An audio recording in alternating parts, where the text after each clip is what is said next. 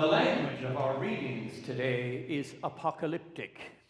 It's a literary genre that we have visited many times in our reflections here in our liturgy.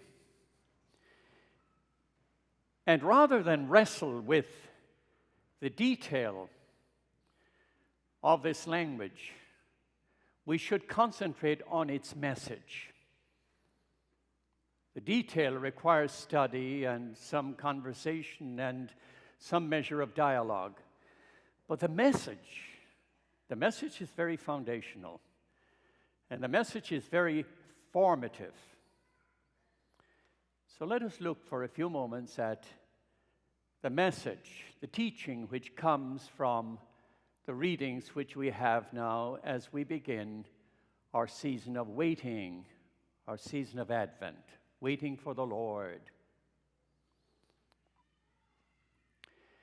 In the early 16th century, for 10 years, from 1503 to 1513, the papacy was occupied by Pope Julius II. Charitably, I'll say he was peculiar. A lot of extraordinary things about this fellow that history doesn't anoint. However, there was one thing about him. He was a great patron of the arts. He was the one who restored St. Peter's Basilica. And in 1503, when he was a new pope, he first saw Michelangelo's Pietà. And he was so impressed by it that he commissioned Michelangelo to sculpture 16, what they call the Slaves of Michelangelo. 15 impressions of slaves coming to freedom. Well, by the time he died, the project was not completed, and in the meantime, he had diverted Michelangelo to the Sistine Chapel and various other commissions.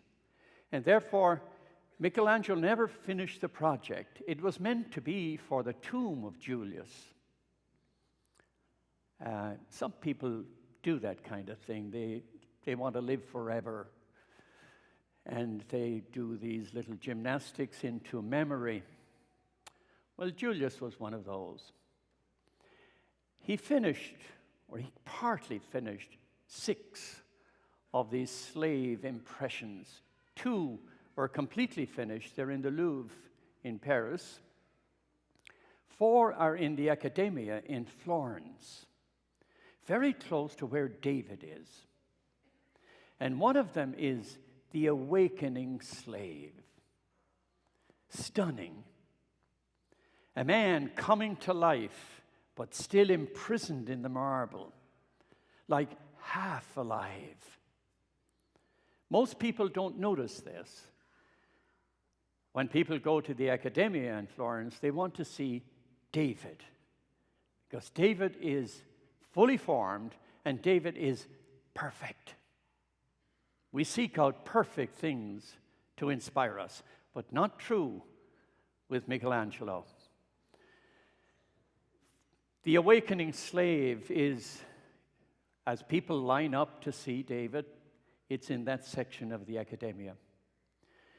What's remarkable and inspiring about the awakening slave is it's a man who is not complete, not whole in form, but whole in awareness, awakening to something new, therefore indicating a promise yet to be fulfilled, some wonderful thing yet to happen in life, some expectancy, something to anticipate, some wonder, some miracle which has yet to take place in life.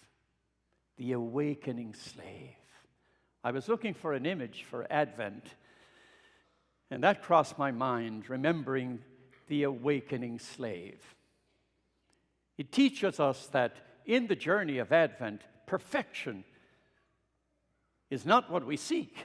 Awareness, connection, that's what we seek. Thinking about this, I asked a number of people, what will you do for Advent that will change you and perhaps people around you? One person said, for every $10 I spend on luxury items, I will donate $1 to charity. That was nice. I said, by the way, don't forget Holy Family. That was okay. And I hope you buy a lot of things. That would change the way we see things. Someone else said, I'm an impatient driver in traffic or when people get in my way. So I will endeavor to be patient. And this will remind me of the coming of the Lord. A nice couple, good friends, said, we have decided that for Advent, we will give compliments. That was nice. I like that. Say the good word, not the judgment, not something negative. Say the good word. I swear I meet people all the time who are only half alive. They're not good company. They're half alive. They're whining, moaning. Everything is wrong. And after you're with somebody like this for a while and they leave, you say, wow, thank God I survived. Then there are other people who are alive. They're alive. And when you are with them, they give you life. They don't drain, they give life. Life-giving people are people who stand in a condition of expectancy. There is always more to come.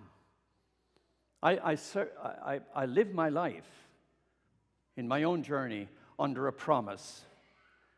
You can live your life under a curse or under a blessing, and you choose it.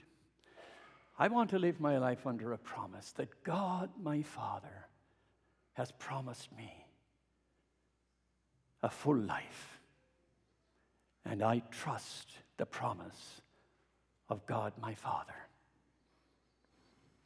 And so I should approach life with a certain optimism, a certain positive expectancy that wonderful things are yet to come. Despite the economy and all the things that are wrong and the church struggling and the pains and the sins of the church, the power of Jesus Christ, the promise of the Father lifts my spirit.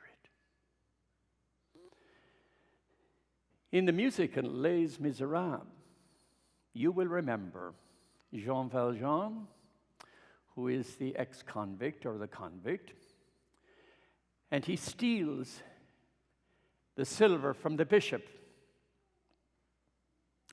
In those days, the bishops had a lot of silver. Well, he steals the silver from the bishop, and the police get him, bring him back to the bishop, and the bishop says, oh, yes, I will verify his story. I gave him the silver. By the way, I meant, Jean Valjean, I meant you also to take the candlesticks. And so he is set free. I mean free. For now he says to himself, if you read Victor Hugo, now he says to himself, I must be either an angel or a monster. I must be the best of men or the worst of men, because my life is changed. And there are great things yet for me. Now there's meaning in my life. Somebody a few days ago sent me a 1-minute clip. YouTube a teaching. And it was very, very tender and very beautiful, and it fits into our conversation today. This 1-minute email video begins with a man, an elderly gentleman, sitting on the sidewalk. In the background is a large building, and this is set, I would say, from their accents, in Scotland. Huge building in the background, and then it pans around, and many people are very, very busy. They're laughing, they're celebrating, they're moving around in every direction, and life is going on. And this man is blind and transparently poor. And he's sitting there, and he has a sign, a cardboard sign about this big. It said, "I'm blind, please help." And then he has a little can to get his donations. And many, many people pass, and very few people drop anything in his little receptacle there. And then a beautiful young woman comes along, and she passes, and then she goes back. And without saying anything, she picks up the cardboard sign, turns it over, and she writes something on it and places it faced out what she had written, and she leaves. Meantime, the man has touched her feet and knows that it's a lady who is there. And now, people begin to drop coins and money on him. Everybody that passes seems to stop and drop money. And finally, this lady comes back, returning on her journey, it would appear. And she stops, and he feels her feet again, and he knows it's the same person. And he said, "What did you do?" And she kneels down, and she says, "I said the same thing, but I used different words." And then she leaves, and you get the sign, what she wrote on the cardboard sign. And it says, "It's a beautiful day, and I cannot see it." That's Advent. It's a beautiful day. And some of us cannot see it. Amen.